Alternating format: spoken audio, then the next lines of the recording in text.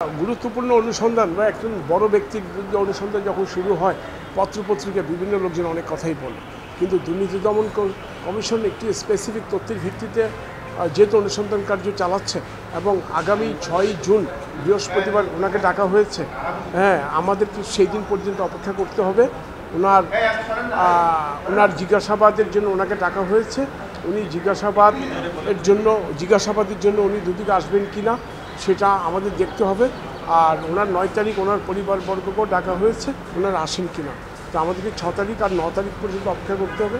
আরেকটি বিষয় যেটা আপনি বলছেন টাকা উঠিয়ে নিয়ে গেছে কিনা, সেটা তো এই মুহূর্তে আপনাদেরকে বলা সম্ভব না, কারণ পুরা আপনার অ্যাকাউন্টগুলোর উপর একটা অ্যাসেসমেন্ট চলছে, পরীক্ষা নিরীক্ষা চলছে।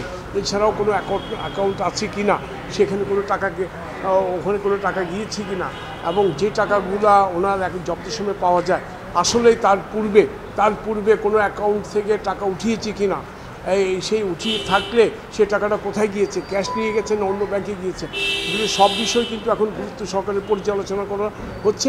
অ্যাপার্ট ফ্রম দ্যাট বিএফআইইউকে চিঠি দিয়ে বিভিন্ন তথ্য সরবরাহের জন্য ওনাকে জানানো হয়েছে, ওনাদেরকে প্রতিষ্ঠানকে জানানো হয়েছে। সে বিষয়টির জন্য আমরা অপেক্ষাধীন।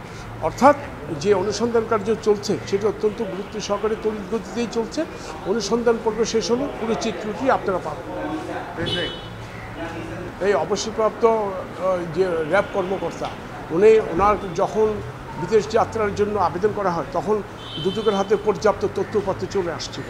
এখন দুদকের হাতে পর্যাপ্ত তথ্যপত্র ব্যানার্জি সাহেবের বিরুদ্ধে আসার পরে দুদক জব্দ পেয়ে এখন 2 দফায় জব্দ হয়েছে, 26 আর 29 তারিখ। সে এখনই পর্যালোচনার বিষয় উনি বিদেশ যাত্রা রোধ করা যাবে কিনা। এখন এরই মধ্যে তো আমরা গণমাধ্যমে শুনছি, কেউ বলছে 12ই মে, কেউ বলছে 4 মে, কেউ বলছে আরও আগে উনি চলে গিয়েছেন। কাজে বিষয়টির জন্য আমাদেরকে 6 তারিখ পর্যন্ত অপেক্ষা করতে হবে।